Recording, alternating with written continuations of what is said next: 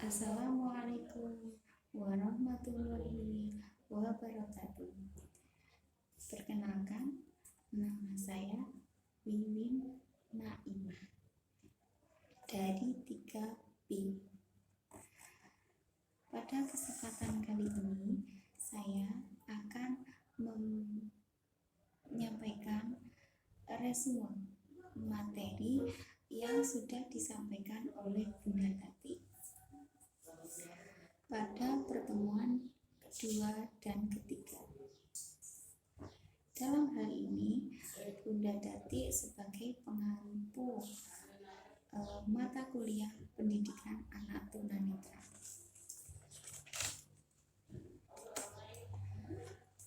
Yang pertama yaitu yang kita bahas dalam pertemuan kali ini adalah mengenai satu, definisi tunanetra. 2. Identifikasi tunanetra. 3. Kriteria tunanetra. 4. Klasifikasi tunanetra. 5. Karakteristik dari tunanetra. Dalam hal ini, tunanetra itu apa? Mari kita bahas satu persatu. Yang pertama, definisi dari tunanetra. Tunanetra adalah batasan suatu objek dan keadaan berdasarkan waktu, tempat, suatu kajian agar tidak melebar. Nah, dalam hari ini kita hanya membahas mengenai ketunanetraan. Nah, berdasarkan definisi dari tunanetra. Selanjutnya, identifikasi. Nah, identifikasi dalam hal ini adalah upaya untuk menentukan identitas seseorang. Nah, identitas suatu seseorang itu dihasilkan dari proses identifikasi. Bagaimana seseorang itu diidentifikasi, mendapat identitas sebagai penyandang tunanetra. Ya. Selanjutnya, kriteria. Bagaimana kriteria seseorang itu bisa dikatakan sebagai penyandang tunanetra. Nah, dalam hal ini dimaksud kriteria adalah ukuran yang menjadi dasar penilaian sesuatu. Diukur, ya, proses pengukuran yang menjadi dasar penilaian sesuatu. Nah, dalam hal ini kegiatan untuk mengukur, diukur bagaimana ketajaman penglihatannya, bagaimana kemampuan melihatnya terhadap seseorang sehingga bisa masuk kriteria sebagai penyandang tunanetra. Selanjutnya, klasifikasi. Dalam hal ini, proses klasifikasi bagaimana seseorang itu dapat diklasifikasikan, bagaimana mereka itu dikelompokkan menjadi kelompok penyandang tunanetra. Dalam hal ini, klasifikasi adalah suatu proses, sebuah proses pengelompokan berdasarkan persamaan. Dalam hal ini mereka itu sama-sama mengalami gangguan penglihatan pada jarak tertentu. Nah, itu mereka ada kegiatan lain itu mereka berbeda dengan teman-teman satu kelompok yang seusianya. Ada beberapa anak itu yang memiliki perbedaan ketajaman penglihatan pada titik jarak tertentu dengan teman-teman seusianya. Ini adalah pada proses klasifikasi atau pengelompokan sehingga bisa diklasifikasikan sebagai penyandang tunanetra. Selanjutnya, karakteristik. Karakteristik adalah dalam hal ini adalah gaya hidup. Gaya hidup seseorang serta nilai yang berkembang secara teratur, berkesinambungan. Nah, gaya seseorang misalkan ini anak-anak biasanya yang menyandang tunanetra itu biasanya seperti ini untuk memusatkan penglihatannya, membantu penglihatannya seperti itu. Atau gini, lihat sesuatu sehingga perilaku tersebut menjadi konsisten dan selalu dilakukan, selalu dilakukan, sehingga lebih mudah diperhitungkan atau lebih mudah dikarakteristikan sebagai penyandang tunanetra. Selanjutnya,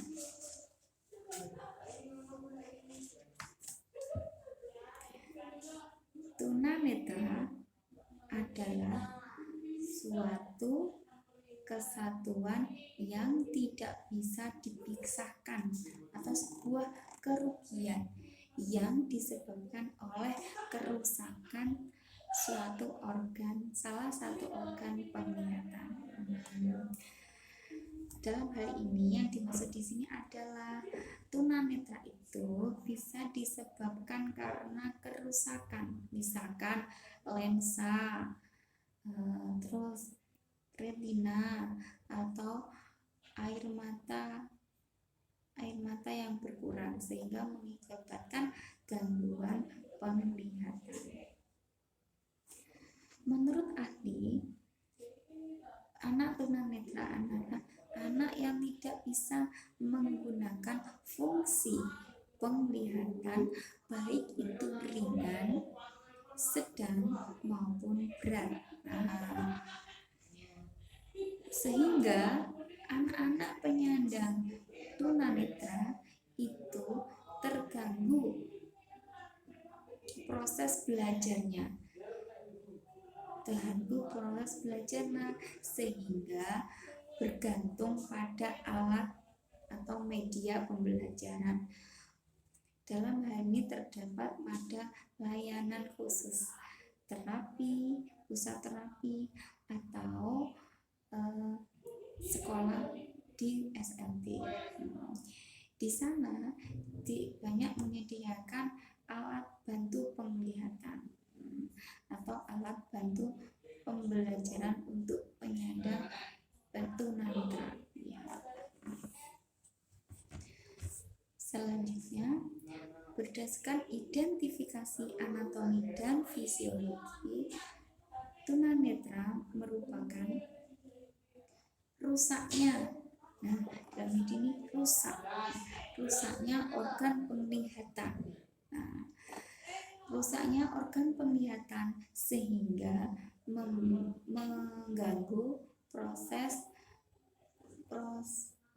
mengganggu fungsi dari organ penglihatan.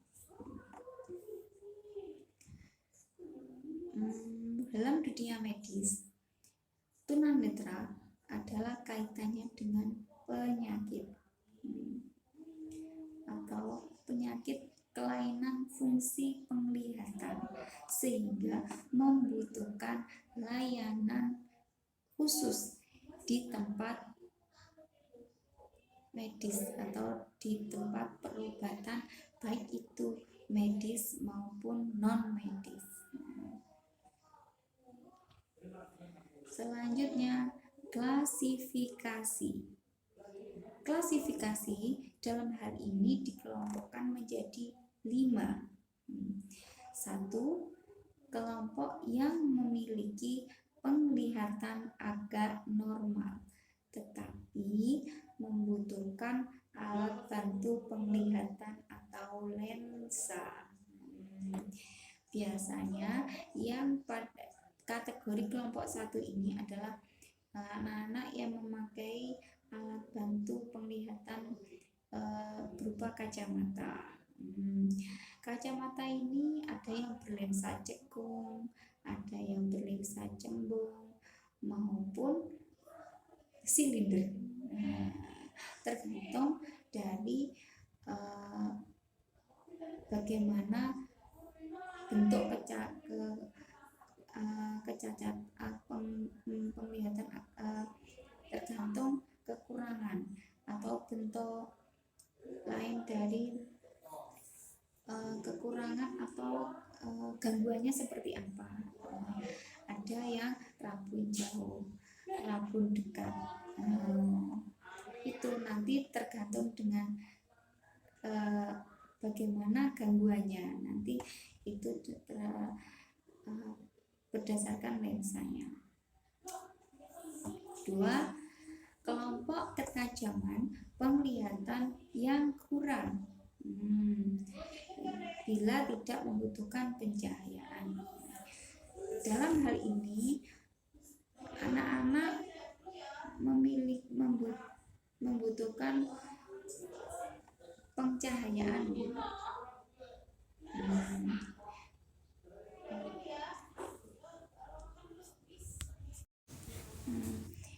Selanjutnya, kelompok yang memiliki fungsi penglihatan pusat.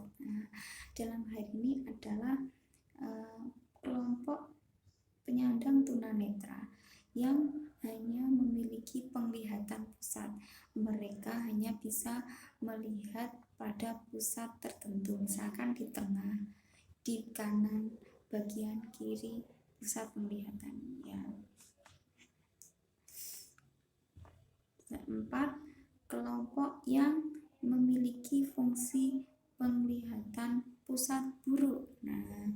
Kebalikan dari yang memiliki penglihatan pusat, kelompok yang memiliki fungsi penglihatan pusat buruk itu dalam hal ini dimaksudkan adalah mereka yang tidak bisa melihat pada titik pusat tertentu, misalkan di tumpeng tengah, di pojok, atau di sebelah kiri maupun di sebelah kanan. Selanjutnya, kelompok buta total. Sudah jelas ya, dalam hal ini untuk kelompok buta total itu mereka yang benar-benar total tidak bisa melihat apa-apa. Selanjutnya, kriteria. Dalam hal ini yang dimaksud dengan kriteria adalah ukuran yang menjadi dasar penetapan sesuatu. Suatu kegiatan proses pengukuran diukur, sehingga menjadi dasar penetapan seseorang menjadi tunanetra. 1. Untuk melihatnya itu berdasarkan kemampuan melihat. Mereka itu tidak bisa melihat atau tidak gitu. Selanjutnya, kemampuan persepsi cahaya. Bagaimana mereka itu bisa membedakan gelap maupun terang. 3. Kemampuan melihat ketajaman penglihatan. Mereka itu bisa melihat dari jarak tertentu atau tidak.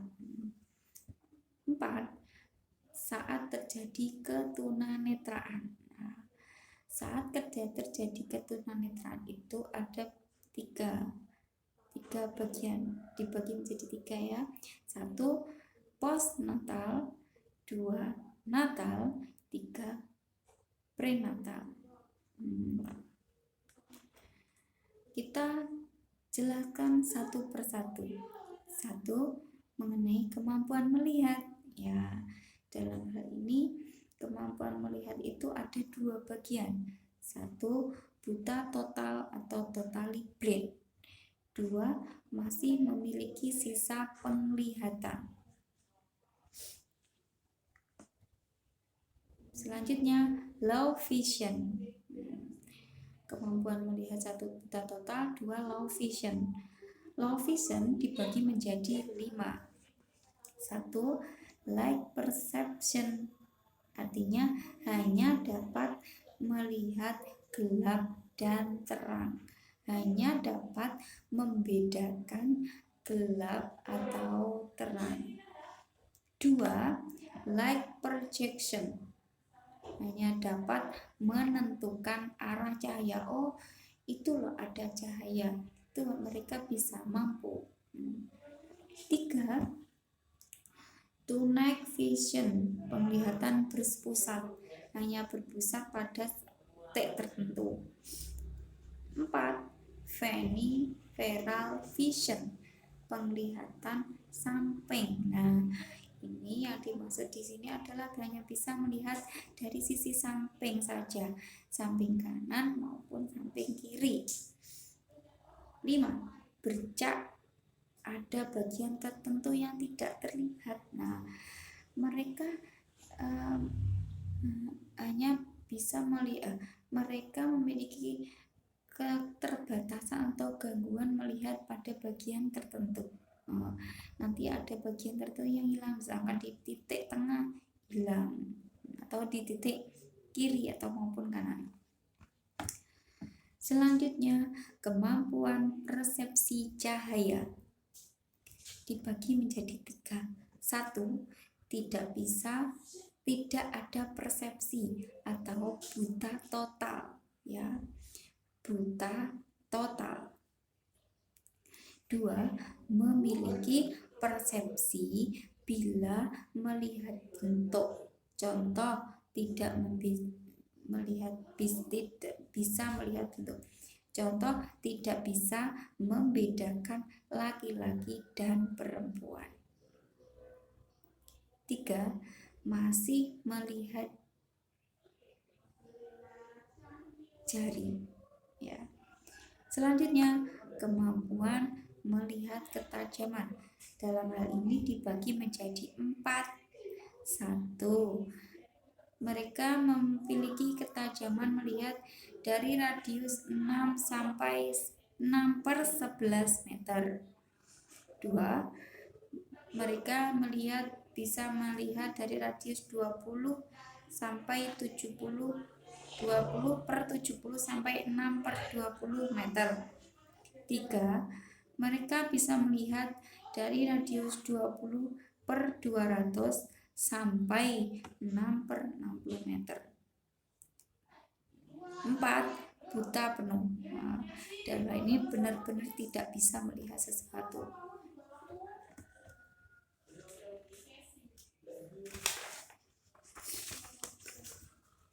Selanjutnya, saat terjadi ketunaan.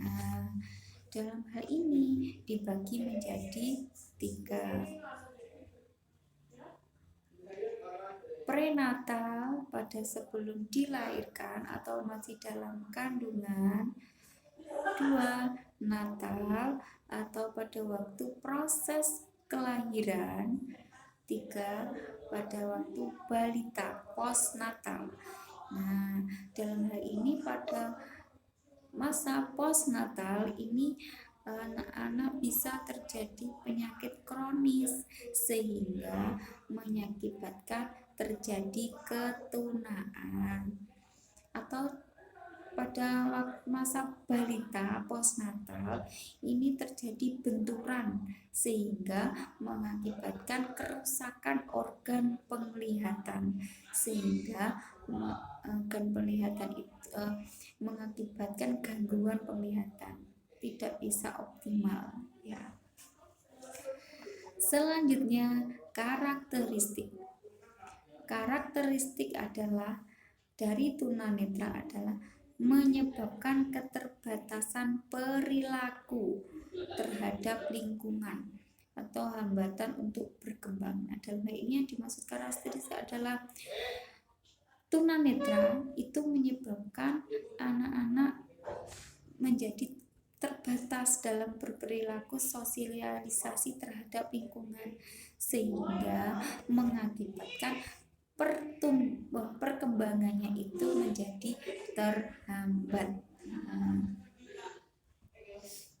Ini ada dua, fisik dan psikis. Nah, untuk fisik adalah dalam hal ini adalah kekurangan penglihatan berpengaruh terhadap perkembangan motorik halus dan kasar pada otot kepala. Nah, anak-anak yang memiliki hambatan fisik yang berpengaruh terhadap motorik. Dalam ini anak-anak yang menyandang tunanetra itu terganggu atau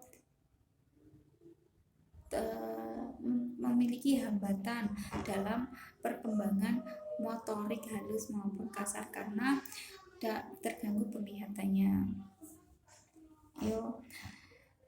Contohnya, ciri-cirinya anak-anak yang bola matanya berkurang, tidak berkedip, postur tubuhnya tidak tegak.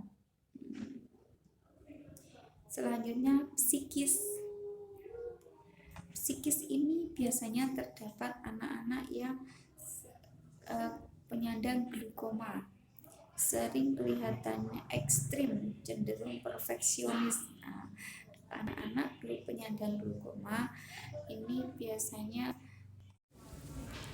Selanjutnya, karakteristik adalah penyandang tunanetra menyebabkan keterbatasan berperilaku terhadap lingkungan.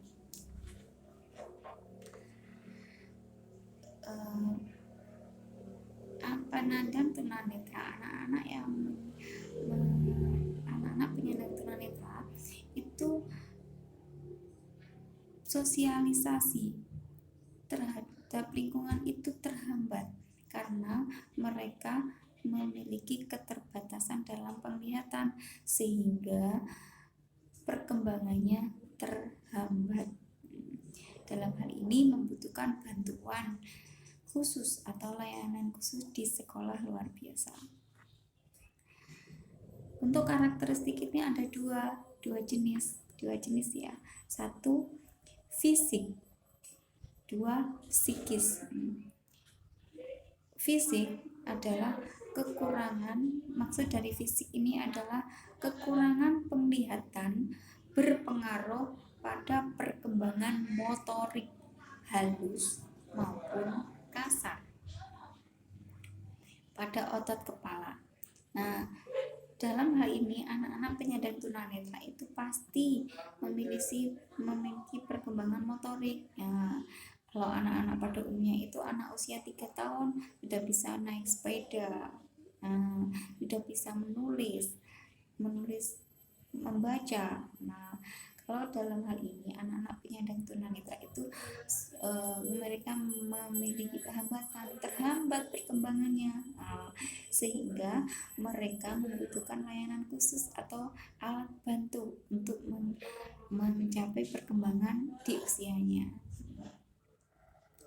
Ciri-ciri anak yang memiliki perkembangan motorik terhambat adalah bola mata yang berkurang. Nah, kalau pada umumnya bola mata itu ada pada umumnya ukurannya segini ya. Kalau anak-anak yang memiliki keterbatasan penglihatan ini bola matanya cenderung kecil atau sama sekali tidak ada bola matanya atau tidak berkedip. Nah, kadang anak-anaknya itu ada yang tidak berkedip, diam gini aja, atau postur tubuh yang tidak tegak gini hingga sini gitu ya. Psikis. Nah, psikis ini dalam hal ini anak-anak yang penyandang tunanetra itu disebabkan karena penyakit glaukoma ya.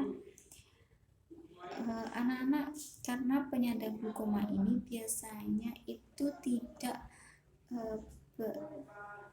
munculnya itu setelah lahir. Nah, pada usia tertentu, kadang ada anak itu setelah dewasa baru mm, baru mengidap penyakit glaukoma, ya, menyandang penyakit glaukoma, sehingga terganggu penglihatannya. Anak-anak penyandang glaukoma ini sering kelihatan ekstrim, cenderung perfeksionis, harus sempurna, apa-apa itu sempurna, karena mereka dahulunya bisa melihat, terus tiba-tiba tidak bisa melihat. Nah, ketakutan, kekakuan gerak tubuh, karena terhambatnya penglihatan, mereka cenderung kaku, tidak bisa fleksibel, tidak bisa fleksibel dengan lingkungan gitu ya. Mungkin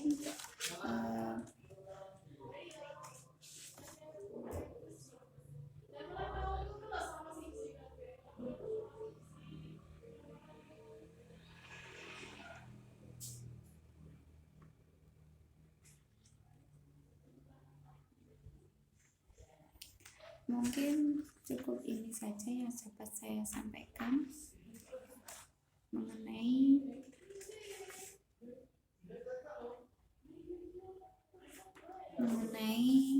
karakteristik, mengenai apa itu definisi, identifikasi, kriteria, klasifikasi, karakteristik dari tunanetra.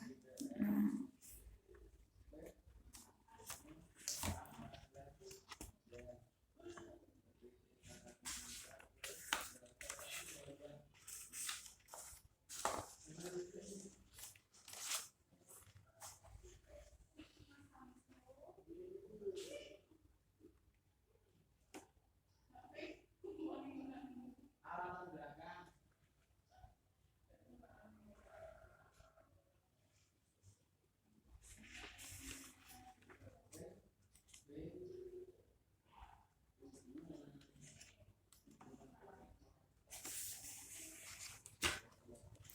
terima kasih atas materi yang sudah disampaikan Bunda tadi.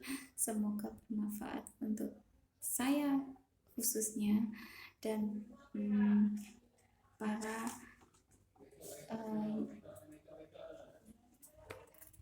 untuk semua orang yang sudah mempelajari materi ini, untuk lebih menjadi semoga bermanfaat untuk menjadi bahan atau ilmu untuk mempelajari bagaimana cara menghadapi atau mempelajari, atau bagaimana kita sebagai pendidik anak-anak yang berkebutuhan khusus. Tentunya kita harus memiliki ilmu apa itu anak-anak disabilitas, tentang bagaimana kriterianya, bagaimana definisinya, dan bagaimana cara menyikapi, memberi bimbingan, memberi arahan. Nah, bagaimana kita apabila di salah satu keluarga kita ada penyandang disabilitas, bagaimana cara kita menyikapinya, ya, bagaimana cara kita membuat mereka itu diterima di lingkungan, di masyarakat. Nah, seperti itu sangat membantu sekali materi yang sudah disampaikan oleh Bunda Tati. Terima kasih atas ilmunya, semoga bermanfaat. Semoga Bunda Tati diberi panjang umur, diberi rezeki ilmu yang berkah, sehingga bisa menyampaikan ilmunya kepada kami sebagai mahasiswa, sebagai pendidik, sebagai salah satu